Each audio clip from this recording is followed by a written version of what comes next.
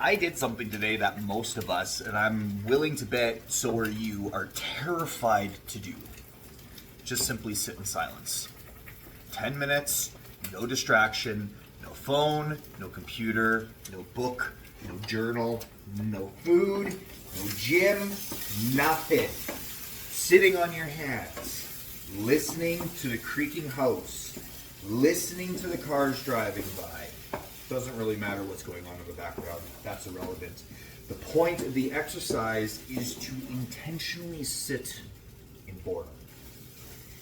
Why would I do this, you asked? Well, this is actually a practice that I've done for a very long time, and it's something that I get my clients to do all the time. Oh yes, by the way, hi, my name is Dylan. I am a men's relationship coach, and I am the owner of the Wolverine Lifestyle.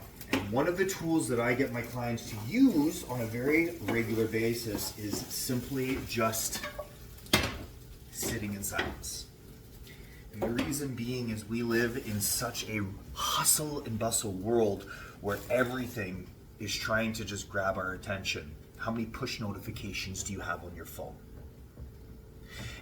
When you drive down the road, how many signs are trying to get your attention? The radio is pushing advertisements on you. When you go to actually sit and maybe do an intentional doom scroll, you're being pushed with advertisements for somebody trying to sell you something that you might not have even known that you needed. Silence and boredom is a gift nowadays. It's not something we actually just get to have unless we take it. When I ask my clients to sit in silence, I think I've only had 2 clients ever. And I've worked with hundreds of clients, and I have had 2 ever that were just like, yeah, sure, I'll sit in silence. Almost, all the rest of them sat and they looked at me, they're like, what?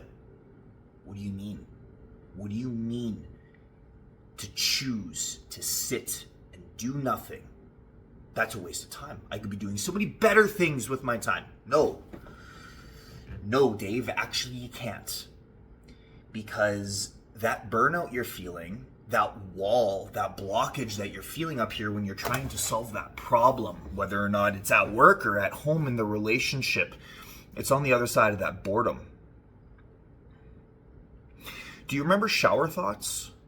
Do you remember back in high school when you were trying to solve a problem, whether it be in school, whether or not it was with your girlfriend, whether or not it was trying to figure out how to do a perfect layup or a free throw, whatever, some sort of sport, and you're sitting there, standing there most likely if you had a stand-up shower like myself, cleaning yourself off, and all of a sudden, bam, it hits you out of nowhere, just like a freaking shooting star out of the sky.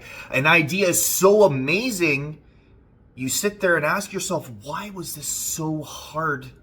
Why couldn't I just think of this? Why did I need to go through all this? Like, what is going on? Why couldn't I just pull this out of thin air? It's because you needed to remove yourself from the distraction. We needed to actually go into the shower and focus on nothing, just the shower, to allow ourselves to tap into that thought. It was always there. So why is it that as an adult that we think that this is different?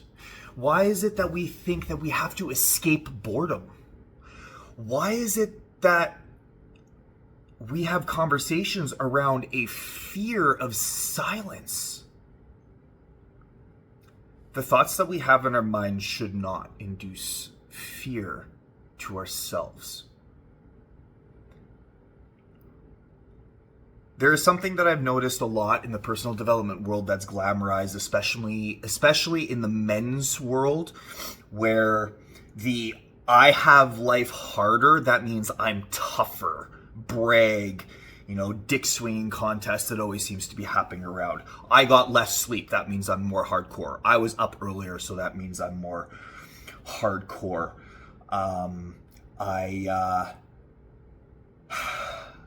My demons in my head are worse, so that means that I've had a harder life. What doesn't matter. Whatever the story it is that you're telling yourself, it's absolutely insane. That's a whole other can of worms that I'm not going to go down.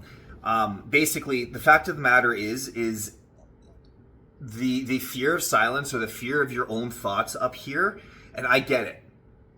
If you're watching this and you're just like, hey, Dylan, you fucker, we're talking about suicide, mental health, I got an issue. Hey, I get it. I've been there.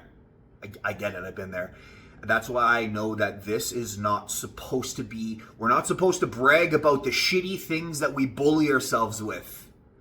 I don't know a better way to say that. But point blank, we are not supposed to be proud of the shit things that we bully ourselves with.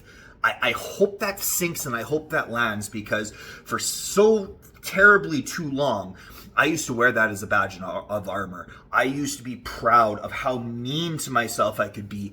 And I noticed this in my clients. There's so many clients I've had were proud of themselves for how mean they could be to themselves. That doesn't serve anything, anyone, anywhere, anytime at all. So if it's you, cut it out. It's not necessary. If you are sitting here and you're like, well, I mean, hey, thank you for lasting this long. If you have lasted this long, silence, though, the whole main part of this conversation, because this is what's been resonating with me on this here lovely Monday. I sit in silence often because I have learned that my best ideas are on the other side of that thing that I have been distracting myself from, which is the brain noise. So if you are concerned as to why you have been not able to tap into ideas that you have, when you know you have the mental capacity to solve the problems you got going on, when you're wondering why you have a block, when you're wondering why you're unable to connect with people, why you and your partner are fighting all the time because you can't connect and because you can't just see eye to eye, 5 minutes.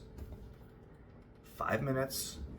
Close your eyes, breathe, listen to the birds, go hug a tree.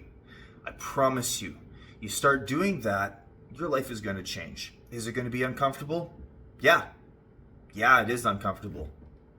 It is what it is. I don't know what to tell you. Sometimes the things that we have to do are the discomforts that we've gaslighted ourselves out of needing to do. And most often, it's the stuff that isn't talked about, which is why I'm here, talking about it, giving you the lowdown. 5 minutes. Try that. Today, this week, just sit 5 minutes and see what's on the other side. And if you do the 5 minutes and you're like, hey, that's not bad, do it again. Every single morning, wake up, give yourself the gift of a regulated nervous system today. I hope you have the best rest of your day.